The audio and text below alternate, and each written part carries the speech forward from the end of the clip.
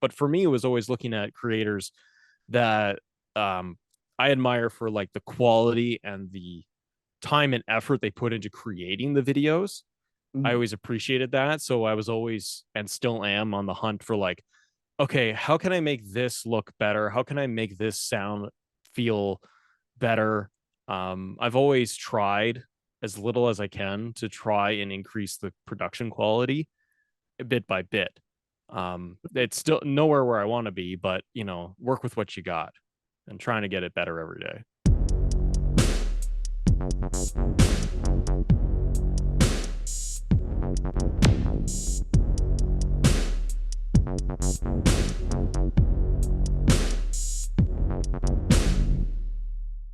What's going on, guys? It's your boy, Tom Trash, and stand back for another interview. This time, I'm joined by Matt from the Assemble Show. So, welcome to the show. Thank you, Tom. Thanks for having me. So, if we take us back to the beginning, my friend, where do you first discover wrestling as an overall fan? Uh, Probably many moons ago. I don't know. I was probably 8 years old or so. Pretty much just lifelong fan. I've watched wrestling from, seeing bits of little flash memories of Hogan, Warrior, Slaughter, Mm. Iron Sheik, seeing little bits of that as a kid and understanding what it was. And then obviously just growing up, I didn't watch the new generation content, the new generation era of Sean and Brett Okay. right around there. But because I was pretty young and we didn't get a lot of TV channels back then. So, but beyond that, it pretty much got into full gear at Attitude Era. So probably about 96 is when I really started to be able to watch it a little bit more, Mm. sneaking in the house and turning on TV and watching it and watching WWF and watching WCW. And it was off to the races from there. So it's been a long time, long life fandom. Mm. And I've thought someone's asked me this before, but like I go back and I think I don't think I've ever really missed an episode of Raw, Oh, wow. like other than a vacation or something. But I've never, where so many fans and people have dipped out for years and they're like, oh, I stopped watching for 4 or 5 years and I came back or whatever. I have watched consistently since I was a kid and Mm. I've never kind of tuned out.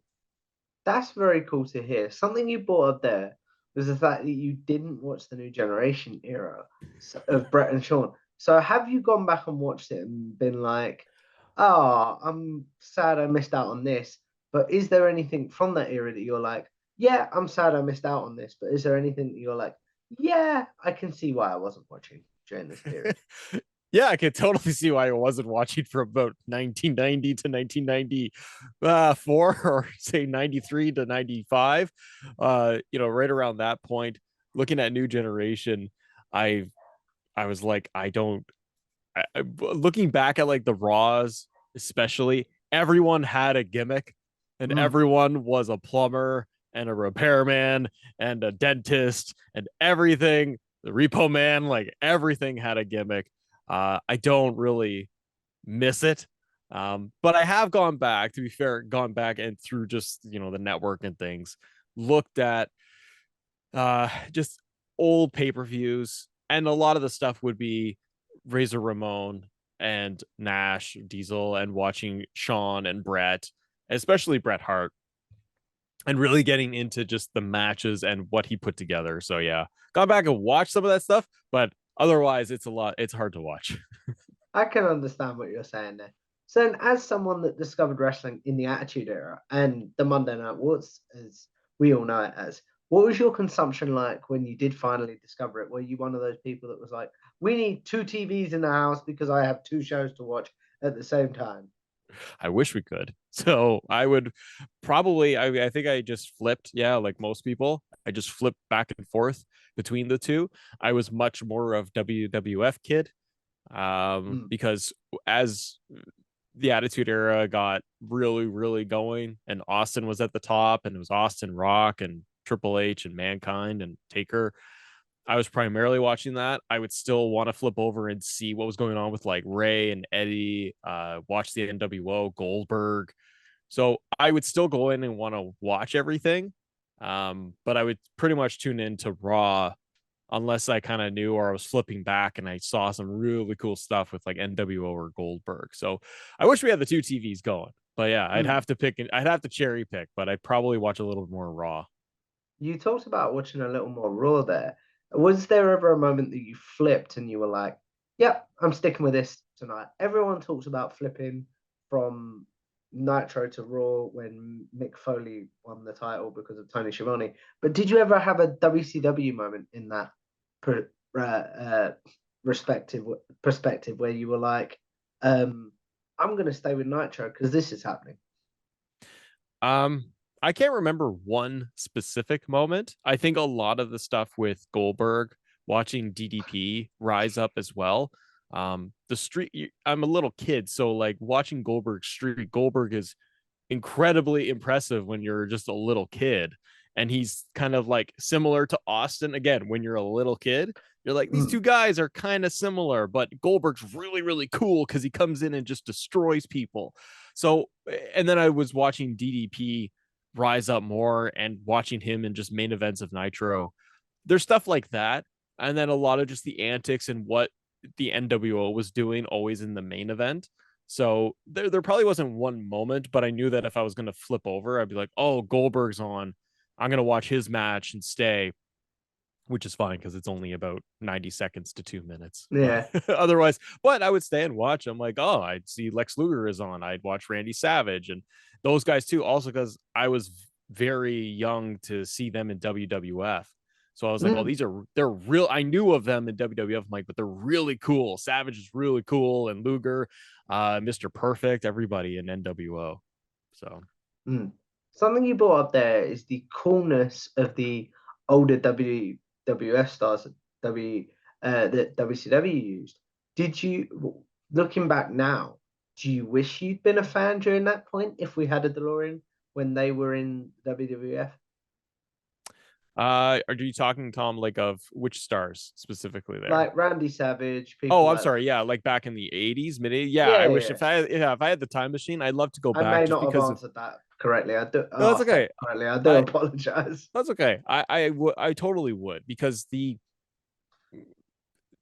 rock and roll era and the 80s of wrestling, like it is so huge and Mm, it's a different time period of the early 80s and mid 80s where if you were probably a little bit older, um it's quite different than what it was in obviously grunge and 90s and then mid to late 90s obviously. But yeah, if I had a time machine I would love to go back because it's just there's this over the top um feel of all of it in the 80s. Everything is very glam and glam rock and like giant hair and love ballads, music, rock and roll of the 80s. It is just kind of all a little corny too. And everything in wrestling kind of melded perfectly with it.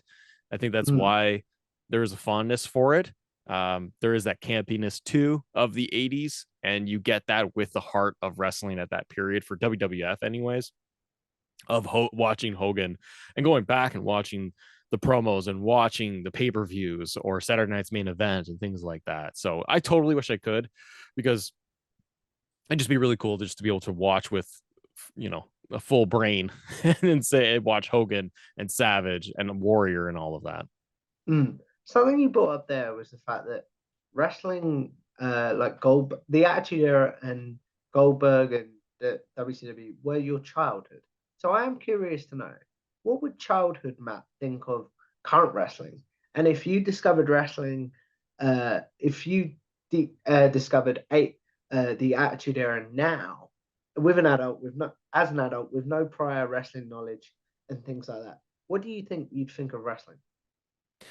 If I thought of wrestling as it is now, like if I was the kid now growing up, and watching current like WWE product, um, probably it's hard to say because it's just different. The Attitude Era was just had so much edge to it, and bad, not poor sense. A lot of content there that is not great to see. But there's just so many standout moments. I think if I'm being honest with myself, I'd probably say that young me today would be slightly bored with wrestling. And the reason being, I think, is that knowing what I watched back then live, you Mm, were kind of moment to moment TV, but it's also the landscape of how content is across the board. It's not the same thing. You sit down then on a Monday night and watch the show. That's what you watched. Like you didn't have necessarily every channel and every option at your disposal. You consumed one thing for 2 hours, not 3 hours.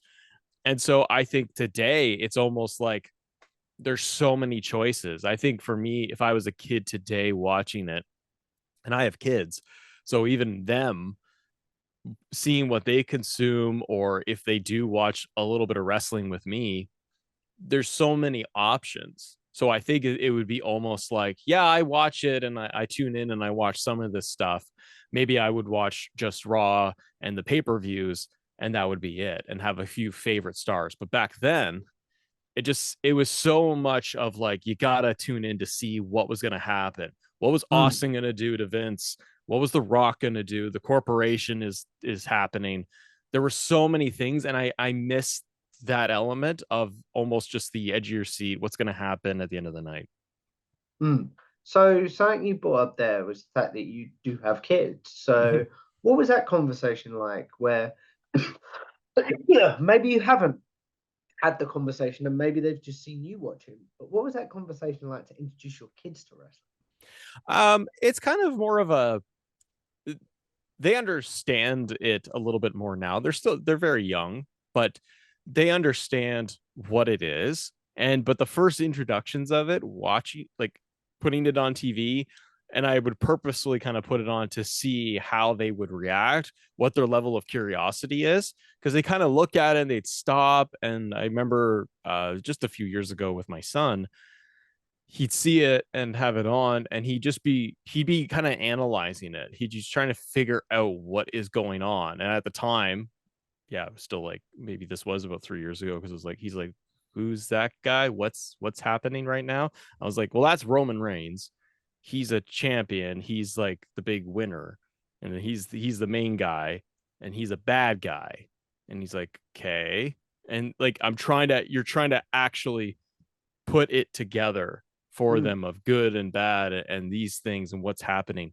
I have a boy and a girl, and my daughter uh, took to it a little bit easier. She understands it a little bit better and does watch a little bit with me. She's gone to an AEW show with me actually, ah, to see wrestling. So she'll sit down and just watch it, but it's more of just for her to be able to hang out with me, and we just goof off and watch something. And she'll watch the women's matches. Um, because for her, she looks at it like, with the matches, she looks at it more of like the athletics of it.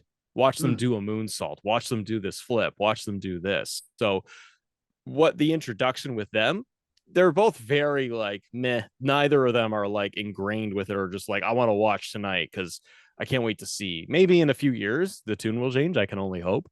But yeah, they're very just kind of like, oh, okay. It's not really their thing. So do you think that I remember Shawn Michaels saying this in an interview before. Do you think that has anything to do with the fact that wrestling is part of your job, quote unquote, with your YouTube channel? Because I remember Shawn Michaels saying, yeah, that's just what our dad does for a living. That's why we don't not like wrestling, but that's why we're not big fans. Do you know what I mean? yeah, no, I totally get it. They don't, it's a good point. They don't really blink at wrestling. Like I said, my son has very like has no interest in it, and just because he's like, meh, not my thing. I want to watch this or do this. And my daughter enjoys watching with me or participating or whatever. Like I said, if I got tickets for AEW, I was like, would you go with me? And she's like, oh yeah, sure, it'll be cool, because just whatever, it's fun. It's a fun thing to do. She's never done it. Um, but yeah, with that, they're kind of just like, that's what dad does. And also, it's kind of even the same with YouTube. They know what I do, Mm, but they don't. It's just interesting because they don't blink for it. They don't like, they know YouTube. They watch YouTube like they sit there with a remote and they'll flip through and they got all their favorite stuff. They'll watch Mr. Beast. They'll watch all different kinds of content for kids. And yeah, they see my stuff and they just kind of like, that's just dad's job. That's what he does. So, Mm. and I kind of poke them once in a while too of like, does it ever come up at school? Not that they're like walking around saying anything, and I'm looking for like, does anybody mention me? No, but it's like, Yeah. but I'm always like, it's the kid conversation of like, my dad's a police officer. My dad does this or does this, or the teachers ask, and they were kind of like, no, no one really asks, and they're like, okay, so yeah, no, it doesn't come up, but like you said, it's just kind of doesn't phase them. That's just what your parents do. How do you think that'll change? Because you and I spoke about this off camera. How do you think that'll change when you get that 100,000 plaque very soon in the future? My kids are both like, where is it? Did you get it yet? Did you get it yet? I'm like, no, I know I didn't get it yet. It's okay. No, I don't think any of that would change, honestly. It's a really cool milestone.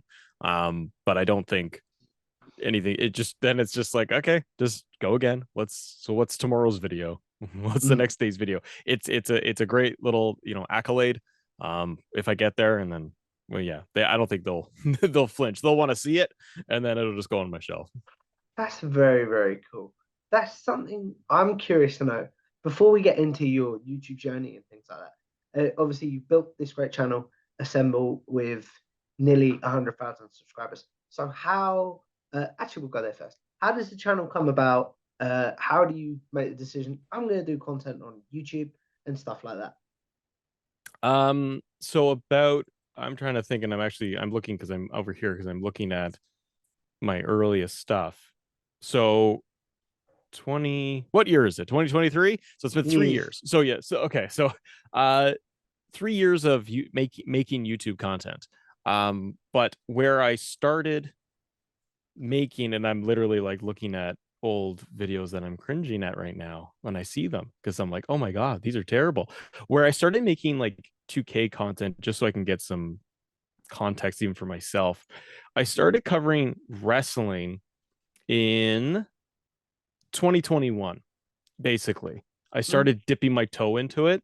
And then the 2K stuff I started covering in about spring of 2021. But to back up, like, how did it, all of it kind of start to be? Well, what's interesting is that where I first started on YouTube, I very, very first started even before that. I started to do a wrestling show where I was like, okay, I want to cover wrestling news. And I did that for maybe 3 months. And I obviously had a full time job, full time career, everything. I worked in corporate jobs. Yeah, for better half of 13 years, coming out of school and stuff. And I was just doing YouTube, just kind of playing on the side. And I quit that channel because I was like, I don't like this. I'm not good at it. So I canned the whole channel and never saw the light of day. So no one, I deleted it, like it's gone. And then for this channel, when I started creating it in 2020, I actually started doing action figure reviews and action figure unboxings. That's actually the first thing that I did. That was because, and you could see the background. It's legit. People ask me, they're like, "Is this a green screen?" And on streams, I'm like, "No," and I grab everything. But I Yeah. would actually I started off in 2020 as just kind of a hobby with YouTube because I just wanted to get my foot into content creation, having no idea what I wanted to do and why did I lean into like figure reviews and unboxings. Um, I liked it online. I thought I could do it. And I was like, okay, well, that's kind of easy. I could get this. And my brain was kind of like, oh, if I got a Hulk Hogan, I could unbox it and then talk a story, incorporating it of like Mm. history of this or Batman or Spider-Man and tie it into movies and things like that. So I was like, okay, so it could be kind of an entertainment and encapsulate all of it. It was also primarily it was a way for me to learn how to edit at a very, very rudimentary level of just let me understand how Final Cut or Premiere works. How do I edit something? Because I never done it. So I did that for exclusively for I don't even know now 6 months or more, um, getting that off the ground. And then I started bringing in just more general topics of entertainment and gaming and things that I watch or consume. And that would be from movies to Marvel to DC. If there was new movie trailers, I would try to react to them. I did Marvel shows, like reviews for those. I did video games, all the video games. So very much what most YouTubers do when they start. We Yeah. chuck everything at the wall. Spaghetti against the wall, I believe is the That's correct exactly term. what it is. In the moment, doesn't feel that way. You feel like you're being strategic. You feel like you have a path. You like your thumbnails. You think your work is good. All my work is crap. Still crap. So it's just a constant game of pivot, pivot, pivot. What ended up happening was I started doing, okay, I lean more into video games. So I scrapped figures and didn't want to do that anymore. So I tried to just be more video games because I that's something that I had interest in, I could speak about. Um, and again, it was still just finding out how to talk with the camera, get used to everything. And then from there, I started doing some videos covering 2K for wrestling. Mm. Um, because I've been a lifelong wrestling fan, so it just kind of makes sense. And when I did, those one, two, three videos performed like the highest for me. Just and they were probably just timing because of 2K content, news, what have you, and me not thinking about it. And then they just started picking up. So I leaned more into it and just kept leaning into it more. And then I was like, okay, I got to rebrand the channel. I got to reconfigure it and just I have to make it a whole channel about wrestling games, Mm. because that's where the audience seemed to be going. So I went with the audience. Where was you talk about going with the audience there, but where was your fandom of wrestling games at this point?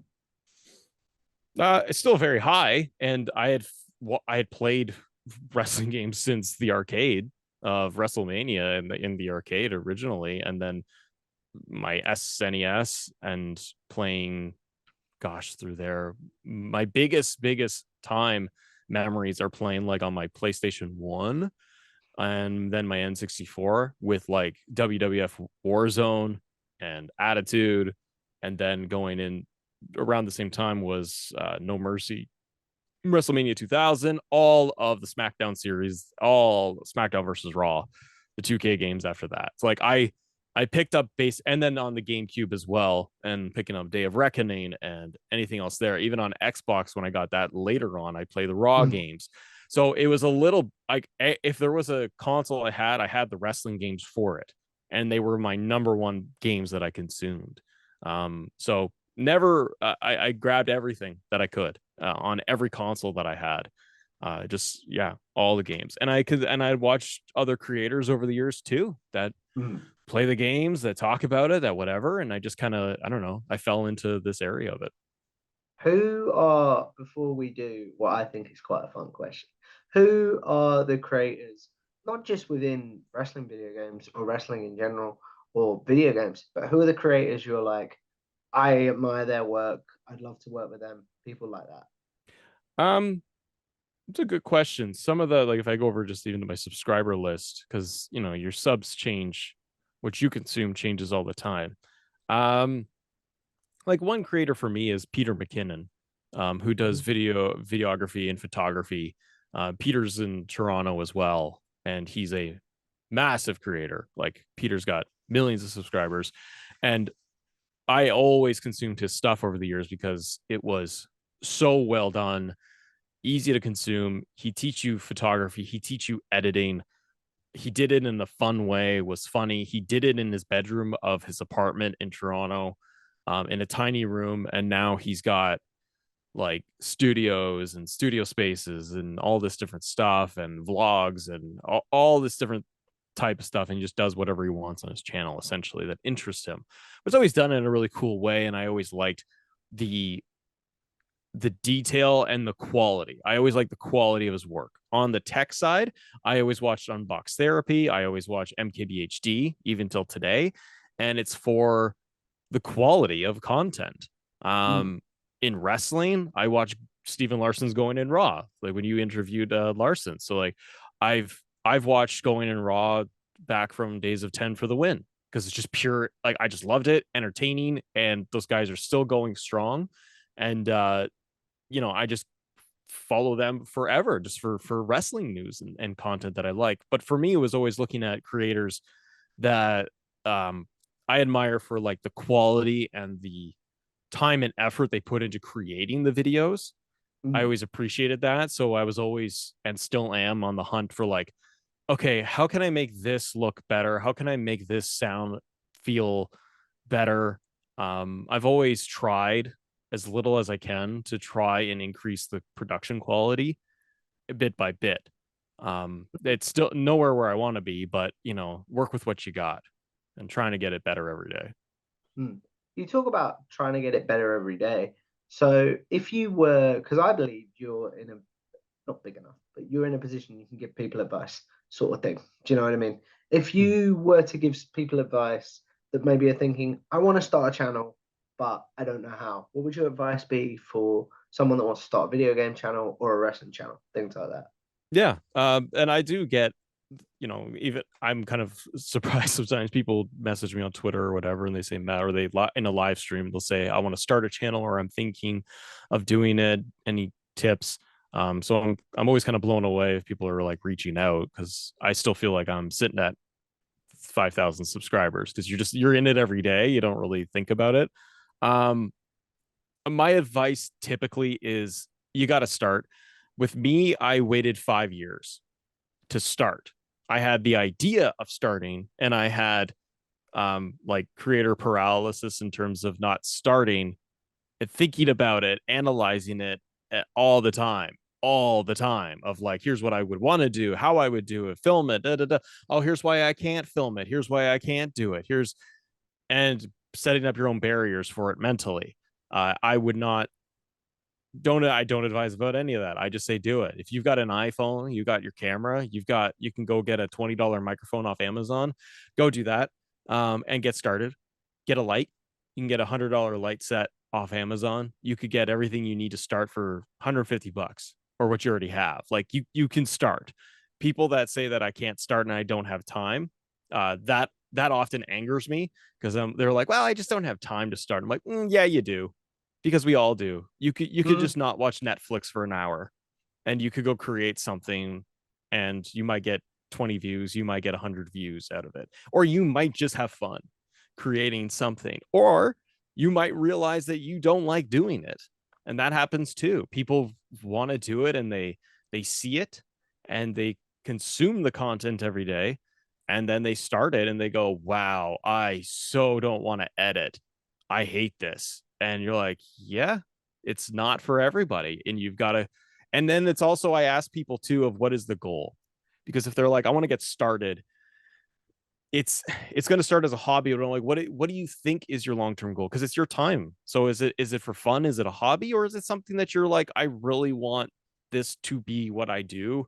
I really want to get into this, but I don't know how to start. I just say you have to start. You have to start with something. Figure out, write down like what are your 10 interests? What is it that you like? And then start filming stuff on it because then you'll mm, figure out, I don't like this. I don't like the angle. I don't like the room I'm in. I like this. I don't like this. Um, it happens to everybody, including me. And you're constantly adjusting. And where you started is not what you're going to end up with. It's not. And mm, even if you're in the thick of it or you think you are, your content's going to change. Your mm. topics will change, your formats, everything, because you might get bored of it. Your audience gets bored. You might burn out. There's so many variables, but it's just, yeah, the advice is always, well, you got to start and see what Mm. happens. Something you brought up there, which I'm really curious to talk about for a second, is, and you gave it quite a cool name, which is creator paralysis. I hope I said that right. Yeah, Which is yeah. where you're just like, I can't create today. My body is not letting me. What do you do on those days that you're like, I have this really cool idea for a video, but I physically can't do it? Like, how do you get yourself in that mindset, should I say, to be like, okay, I'm gonna record a video now. It happens almost every other day. If I'm being honest, you're I'm constantly like, you got to think of the new idea. Um, how do you come up with it, or how do you kind of will yourself sometimes to get going? I think a lot of it is like it's almost like going to the gym. If you ever do any type of exercise at all in any form or fashion, you might be like, or just anything. You're like, I'm working on a project, or you have school, or you're supposed to study, and you're like, okay, I'm supposed to study for an exam. well, I really don't feel like it. Like I just want to do anything else right now. I'm not in the mindset. I'm not in the mode for it. I can't bring myself to do it. You talk yourself out of things, or you create distractions, or you create excuses. You just honestly, I just have to be like, I'm just gonna go in the room, and just start, just start, just whatever. Even if I thought something was crap, I will try to spit out an idea. Um, Start just researching, sit with the coffee, and just try to get into any mode. I'll also break down my timing too.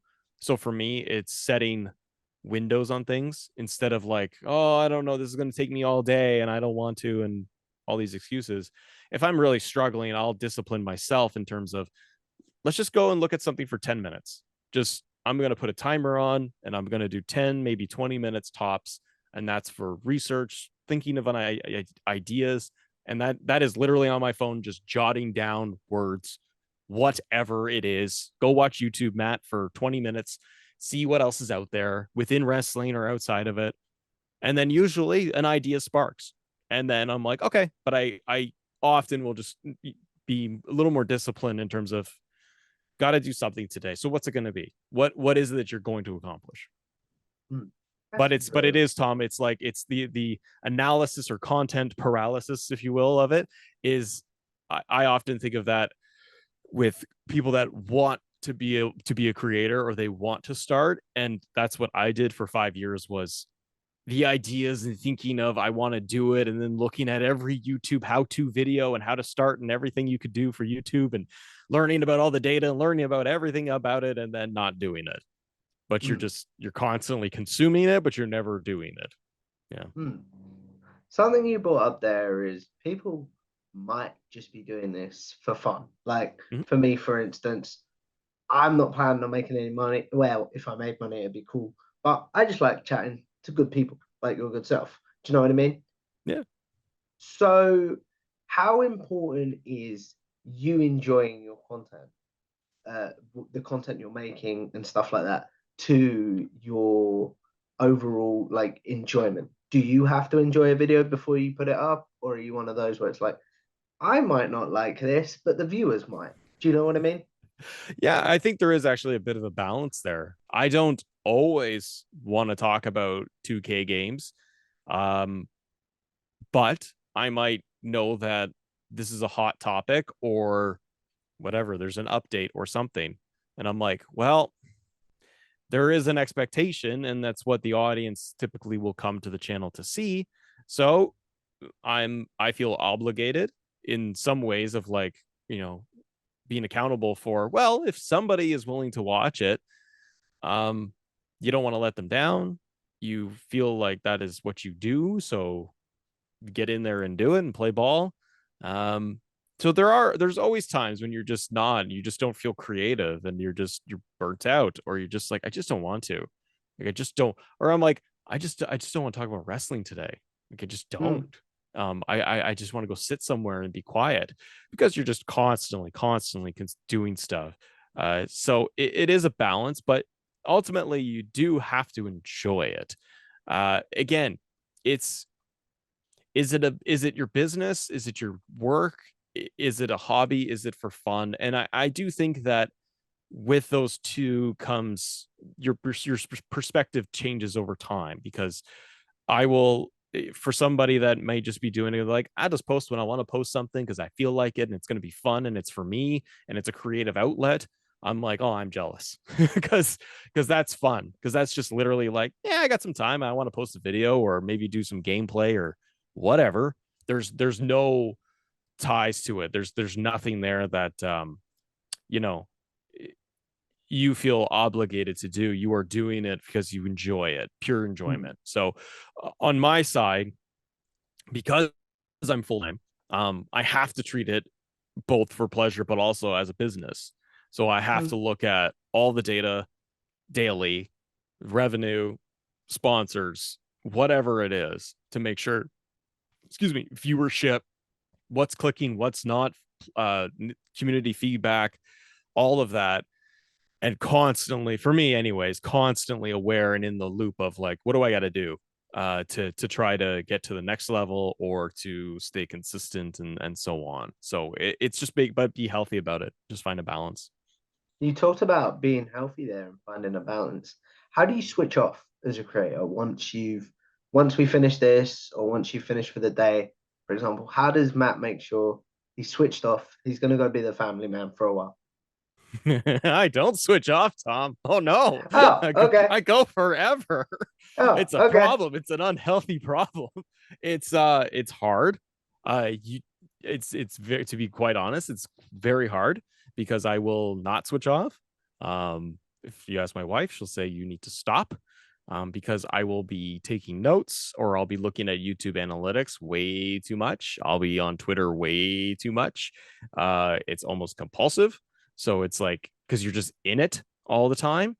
So I have to really take steps of putting my phone away, like Mm. literally put it away in another room and yeah, just disconnect and be like, okay, I shut down. And I will say that I'll give myself a little bit of slack. I do, for the most part, try to shut down because I have kids. Like right now, it's like 3 o'clock here in the afternoon. So like the kids are home. They just got home from school.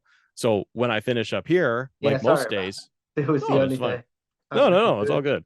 But they're, on an average day on Monday to Friday, if I'm here, I'm working and recording and doing everything until basically until they get home. So then I switch off and then I'm dad and then go be dad until the evening. So it is, but I try my best to be focused those hours that I am on. And if I got to do stuff in the evening or edit or something, that's fine. But yeah, for the most part, it's literally just like I got to put my phone away, be with them, dinner, play, let's go do something. And it's just separate, just completely just separate altogether. Do you have to do anything either physically or mentally to get back into what I would call dad mode? Like some people have to put music on, some people have to light a candle. Do you know what I mean? Yeah. Not so much. It's kind of easy to switch off. It's not having, I guess one of the benefits is that I am home. It's good and bad. You're home, you work from home, and anybody that just works from home in general, um, that's problematic because you're just home. So while and I had this in previous jobs too, where I was like, during COVID, I we had work from home and I was doing my job, my 9 to 5, and I was at home and I'm like, yay, I'm at home. But it's also a problem because you are home physically and then children come home and the family comes home. You don't leave. So in order to switch to your point of like, how do you kind of switch over into dad mode? Most people have that commute home on average. They take the bus Oh or yeah. they have the car ride home and that's their time to crank music and scream or to sit in traffic and or listen to a podcast or what, and that's their time to decompress. My time is from here to the door and then that's it. So what I'll do is be with them, hang out. My kids are great, and then I might go and be like, I'm gonna go grab a coffee at the store, and I'm just gonna go like 10 minutes drive, come back, and I'm good to go. So it's just about like I need fresh air or take the dog. I honestly, I'll just be like, I go okay, I'm gonna go take the dog for a walk for 45 minutes, and that's me just to be able to go get air and clear my head.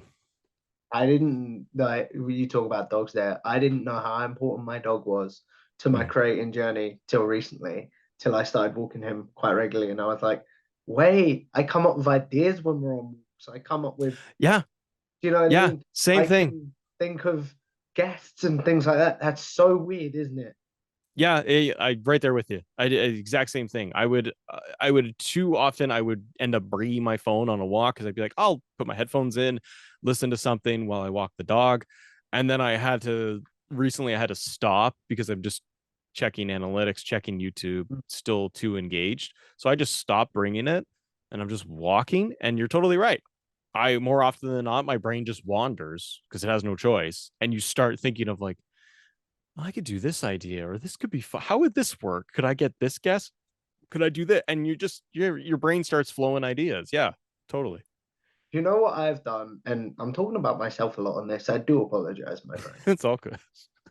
I've got a separate phone that just has Spotify on it. Hmm. So I That's a will take smart that idea. for music. Do you know what I mean? That's very smart. Yeah, because then you're not risking clicking on something else, checking messages, checking Twitter or whatever. Mm. You're just using that. Yeah, that's smart. So like an iPod, you use it just for Essentially, yeah. it's actually nowadays it's very, very smart. It's like, Tom, you're just describing an iPod, my friend. You're like, yes. Essentially, yeah. Or your Walkman. You're like, yeah, that's what we use it for. I'm like, that's not a bad idea. I wonder if honestly though, Apple will just come out again and they'll be like, we thought about it. Great idea. It's Here's the another iPod. iPod. It's just an iPod and it just does Yeah, music. We that's want to we quite want to make sure we're listening to people's health. that's quite funny. But before we do the segment that I call generic questions, my friend, I am curious to know you got close to 100,000 subscribers and things like that. So, what are your free tips for people that maybe have a channel but are struggling to grow? What are some of your tips for them? And then, what are some of your goals as we look at wrapping this up? Sure. So look at your channel. Packaging is a big thing. I struggle with this every day. And by packaging, I mean your titles and your thumbnails.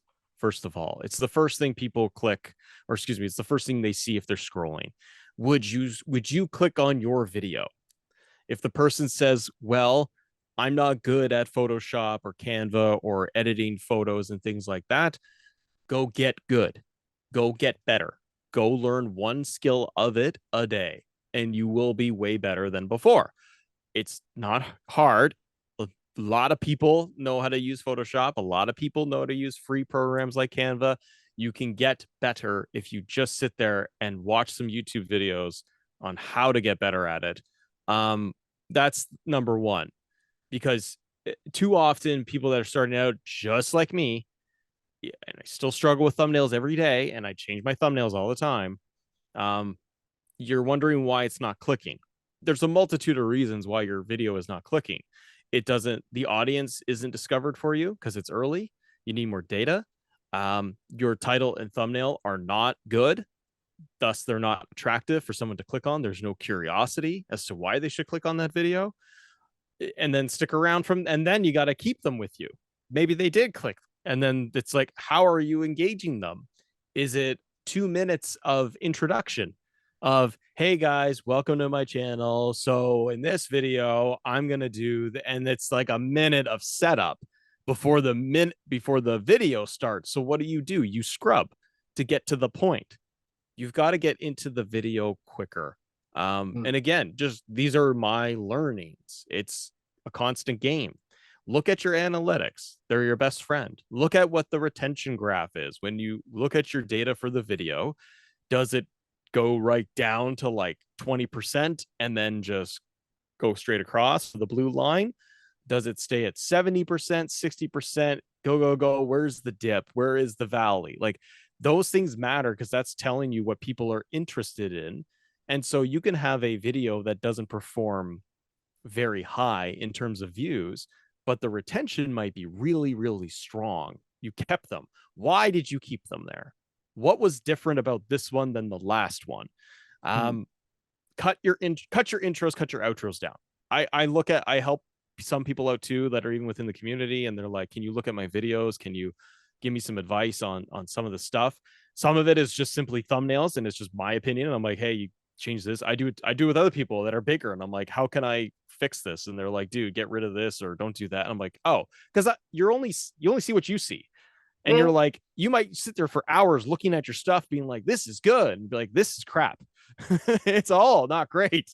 And all of our stuff is bad at some point, and it just slowly gets better. I look at people's intros and outros, and I'm like, you're talking for a minute in the beginning.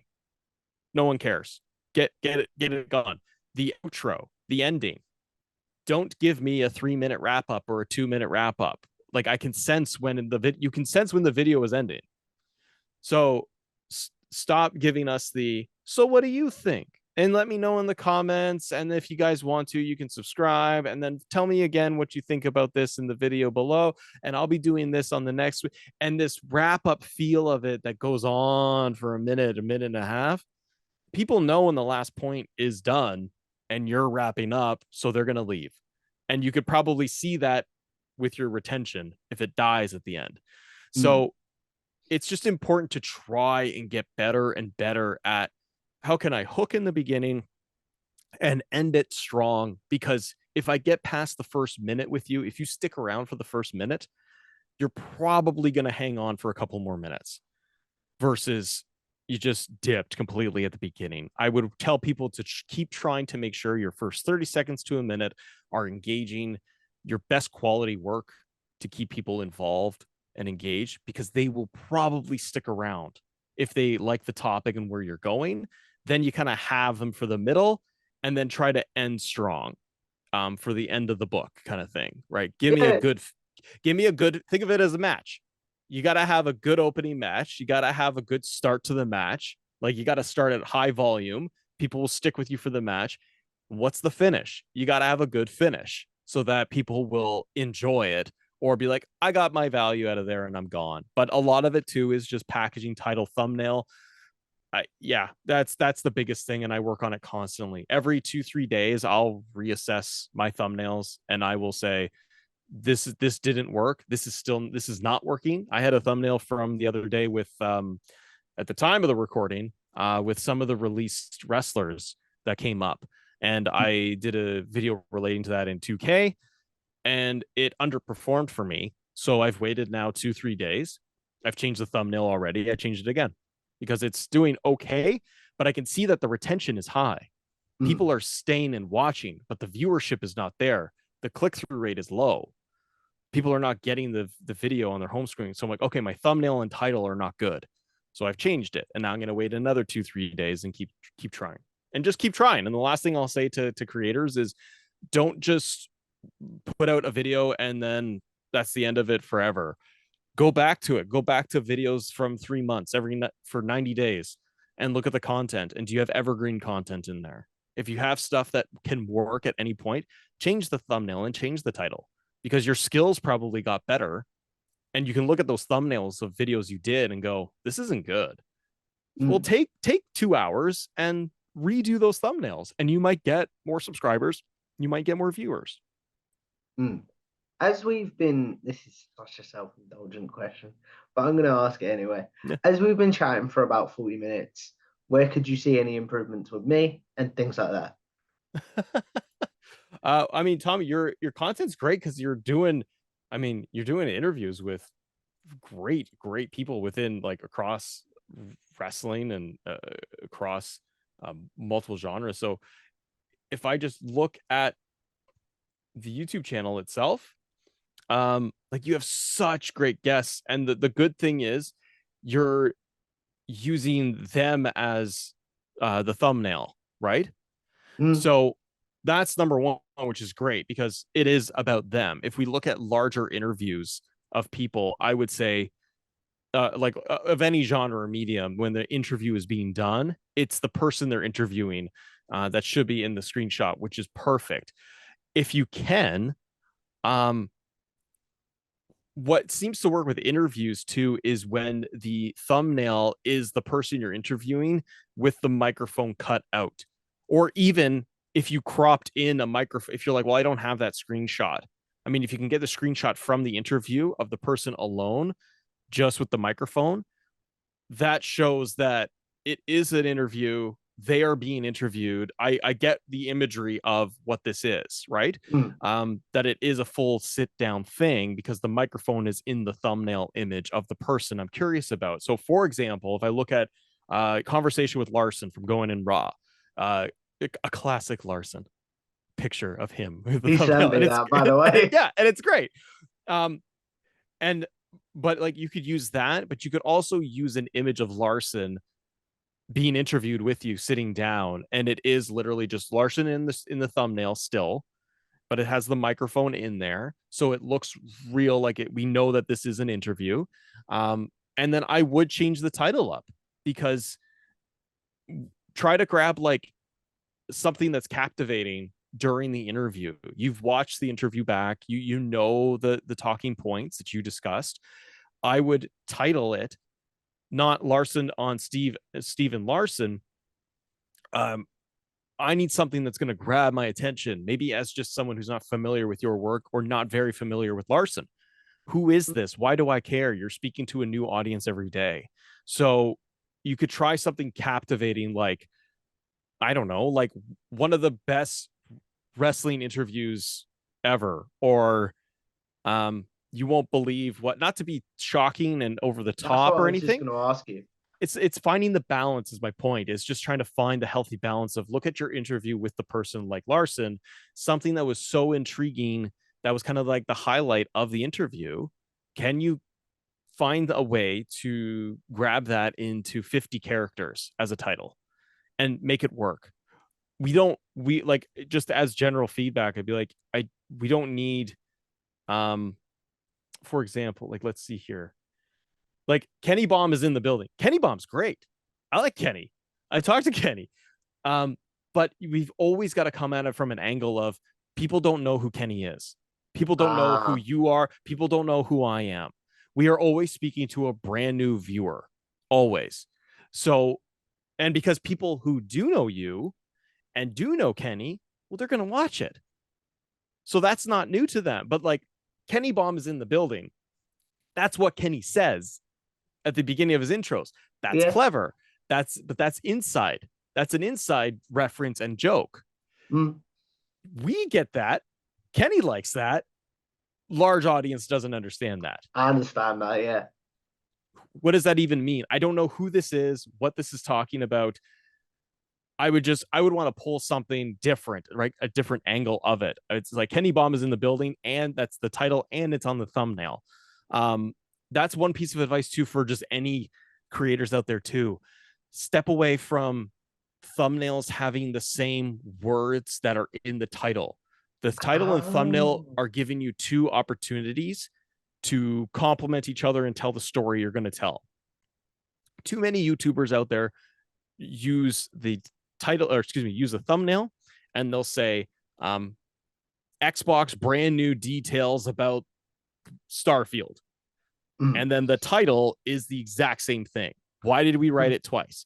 The viewer, the YouTube audience, if it's on their phone or their computer or whatever, typically it goes the eyes, the visual, what is on the screen. So the thumbnail picture, then to the title if they're interested. If they're not, they would have scrolled past you already.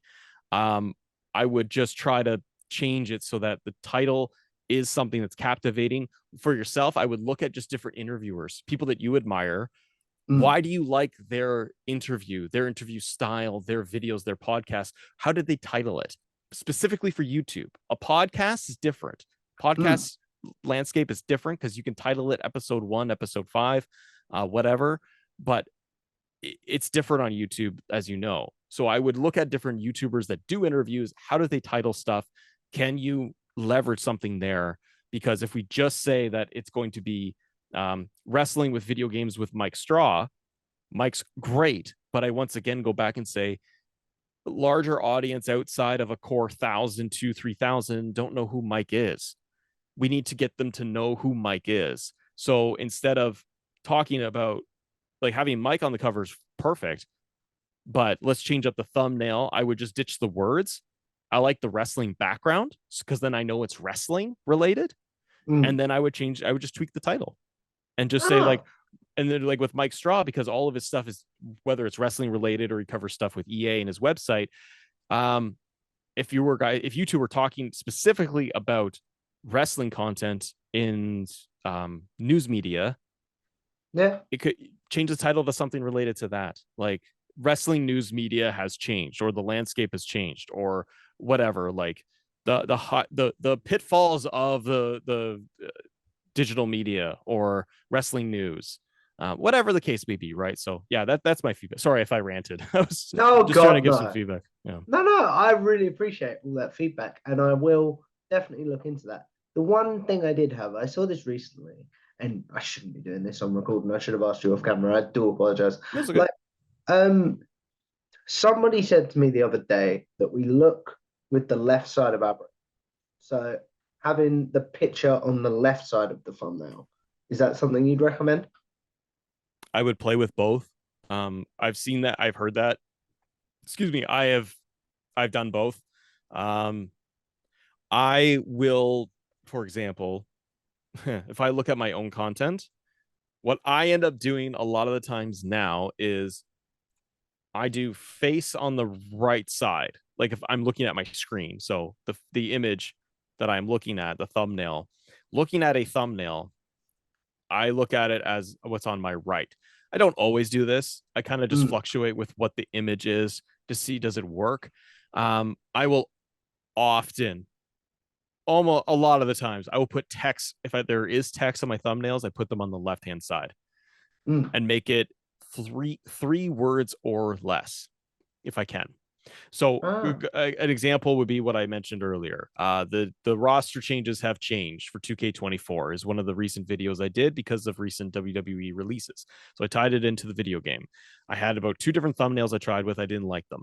The recent one I have is got the word in big bright yellow text saying released. It has Dana Brooke clearly visible, and it has a very blown up picture of Dolph Ziggler's face from the in-game shot that I got. And I really like this thumbnail compared to my other ones that I did mm. for this video. I usually will put, if I have a face, I put it on the right side because of the timestamp is on the right hand corner, Oh and the yeah. timestamp for a video will block words, it will block content. So whatever's in the bottom right corner, make sure it's something that doesn't matter, and then play. Honestly, just play with it. I Mm, just play with it when it is a podcast or an interview like yours. That content, show the guest, which is what you do. That's important. But I would even blow them up more. Think about your audience and how they might be consuming the content. Is it on their phone? The phone is very, very small thumbnail. So if Kenny Bomb is normal size, I gotta like squint and go, who's this? Is that Ken? Oh, it's Kenny. Okay. I don't want to have to hesitate. Stretch that, like blow that up more. So it's just like from almost the shoulders with a microphone, and that's it. So mm. then I'm just seeing the upper half, and I get it. I get a nice clean visual of the person we're interviewing. But yeah, I've heard that too, where it's like, do you put them on the left, the right? Put text at the top left, going over because of how we actually read. That's how we Mm. read is going from left to right. So usually I will try to put text at the top, and it's usually going to be on the left hand side and left hand corner because people are going to visually, they're going to read text that way. And then I almost try to have it so it goes from like text to the image, which is giving you the context, and then hopefully you read the title. Mm. I It's a lot in understand. there. There's a lot to No, titles and thumbnails. It's silly. man, it's content. And not only does that really help me, I hope it will help any of my viewers that are trying to grow their own channels, if you know what I mean. Absolutely. But we've been going for nearly an hour, Matt, and I do want to be respectful of your time. So we are going to do, as we look at wrapping this up, we're going to do a segment that I call generic questions. Those of you that have seen my interviews before, well, that's where I ask my guests the questions they might be asked on social media, such as Matt's favorite match, favorite overall event, such as Double or Nothing 2019, favorite wrestlers' entrance, favorite tag team, and favorite wrestler of all time. Basically, questions Matt might be asked on social media. So now he'll have a place to be like, I have answered this. Please go watch this. So, what's your favorite match of all time? um that is usually tricky, probably for most people too, because my answer is there are always a couple, but that's why it kind of changes based off of the day. Maybe it's hard to say one match. It's what different reasons why you like different matches. But I will say one of my all-time favorite matches, and it was because of the build, was going to be Rock and Austin WrestleMania 17. The finish is terrible because of Vince McMahon. In retrospect, it's like, why was Vince there? Why did they do this? They turned Austin heel. They ruined. There's so many things wrong with it. I love the match and I love the story it told leading up to it.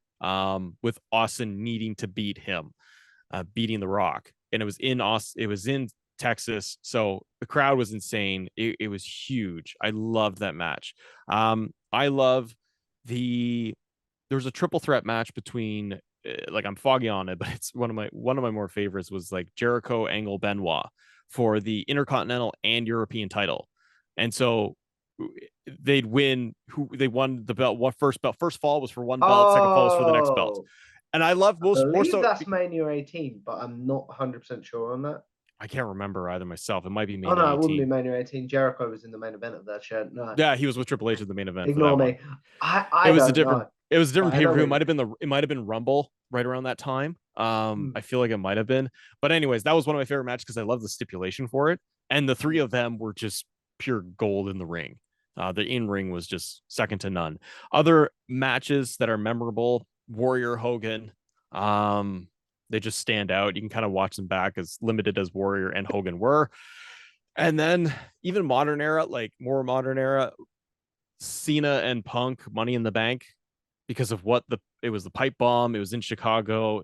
It was. I watched that pay per view, and there was so much. I had like anxiety because you're just waiting to see what was going to happen.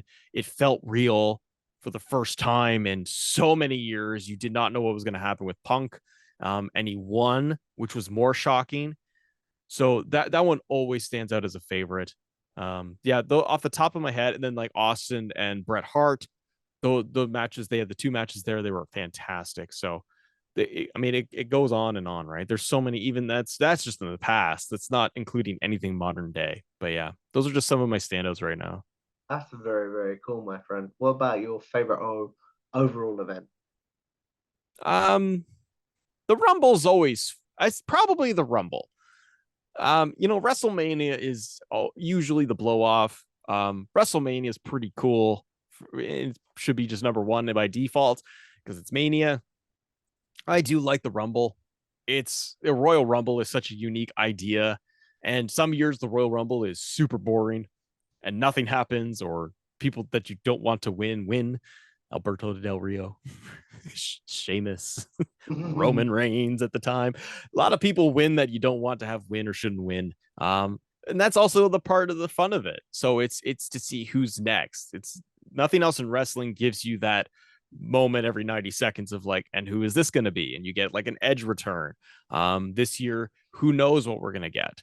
But it does leave the door for surprises. The other thing with the Rumble is that when WWE does it well, it's the ability to tell small stories within the Rumble. And that's what I love because it can set things up for Mania. It can go back and do callbacks. You can bring in legends. It just creates just constant moments if they're doing it right. And some years it is not, but Mm, I'd probably say Rumble.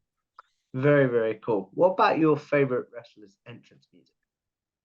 Triple H is one of my favorite wrestlers, but I would say Triple H's standard entrance theme song. But then going back to like his My Time theme in the Attitude Era is also a favorite Are when you you come a out with game China. or a King of Kings man? Game, time to play the game. Yeah, King of Kings. I'm just like, yeah, I don't need bow down to the king. And then he had another one in there too of like sometimes he would come out with like a little bit of King of Kings and then it would go to time to play the game. And I was like, Really? yeah, there. I think when he was doing the authority stuff, but it got to a point where I'm like, this is getting silly, my friend. You are just giving every theme song. So I'd Mm, probably say Triple H. It's time to play the game, and then as My Time is also in there. The other one that I'll say is my standout favorite is Austin's Disturbed theme. So not his regular Glass Shatter, yes. but the Disturbed theme song as it came out to that WrestleMania 17. I love that because it just to me it is pure attitude era. It is my probably I'd say that's my favorite. That's my number one. Thank you. I have been saying that I believe that is better than his overall theme, and I get Yep. shit on all the time. I Yep. get shit on all the time for Nope. that.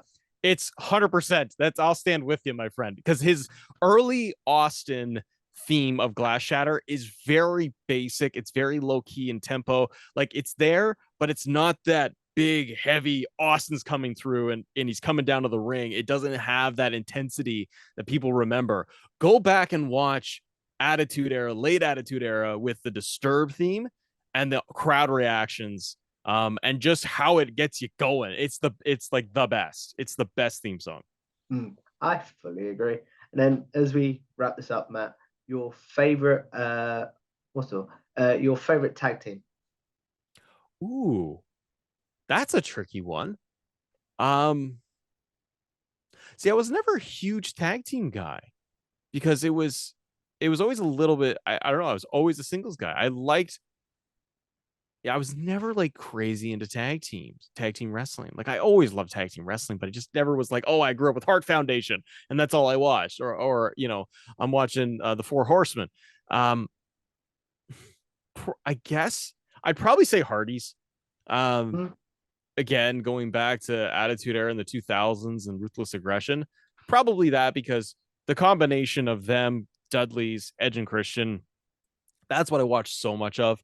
Um, Even like watching Eddie Guerrero and Chavo Guerrero team up in WWE was their matches were so good and smooth.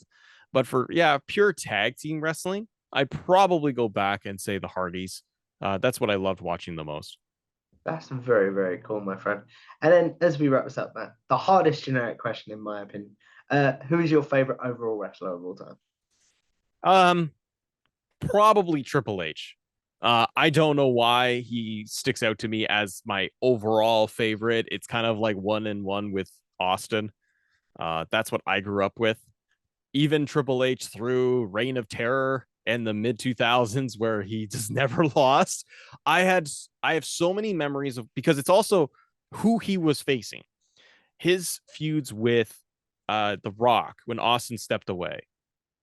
Those matches were awesome. But it's Mm, because also who his dance partner was. Like the end of an era match, even just him and Taker with Shawn. His street fight with Shawn Michaels. It's Triple H putting himself into great spots to have matches with the top of the top guys. But he was always in there. He could cut promos. He had intensity. His entrance theme is one of my absolute favorites. His entrance itself was always really cool. He had Motorhead music. He looked like what I envision a wrestler to be with the long hair and it's all wet and he's just jacked. Like there's all he kind of had everything and he could wrestle mm. was the big thing too. So I felt like he was just the overall complete wrestler in that regard. Um, I never watched a Triple H match and thought this looks terrible or he can't do this anymore. He retired when he needed to, obviously for health reasons, Yeah. but he was still performing at a high level. And it's just, I just always enjoyed his work, the Attitude Era with him to see him rise up, for better or for worse. It was always interesting, entertaining. And then he became kind of top guy and then Evolution.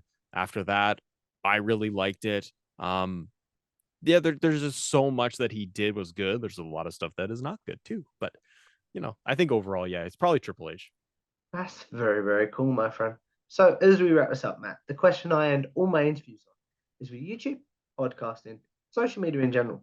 I sort of believe as content creators, we're going to live forever in some sort of very strange way if you think about the world. So, what is Mm-hmm. one piece of content you're like, I'd like to be remembered for that? And then what is one that you're like, yuck, please forget about that? um, for yuck, please forget that. I'd say anything in 2020. Mm, Go have your pick because I'll look back at some of that stuff now, like most creators do, and it's your original work, and you go, "That's hard to watch. That looks terrible. That sounds terrible. What was I thinking? Why did I do this?" Yeah. So any of your early work for me, that's my early work. That's what I pick on. For anything that stands out, I don't know. That's a little hard because we're still constantly changing it. Right now, I personally feel like I'm hitting a decent stride in terms of my comfort of putting content together. Always trying to tweak different things, but feeling like I'm getting kind of comfy in a good way, not lazy, but just comfortable in terms of how I can put content together and get it out. So I'd say, I mean, where we are today, have your pick of anything recent on the 2K side. I'm fairly proud of what I do, and I try my best, anyways, to put out half decent content. So and some you maybe somebody will watch. and you do it very well, my friend.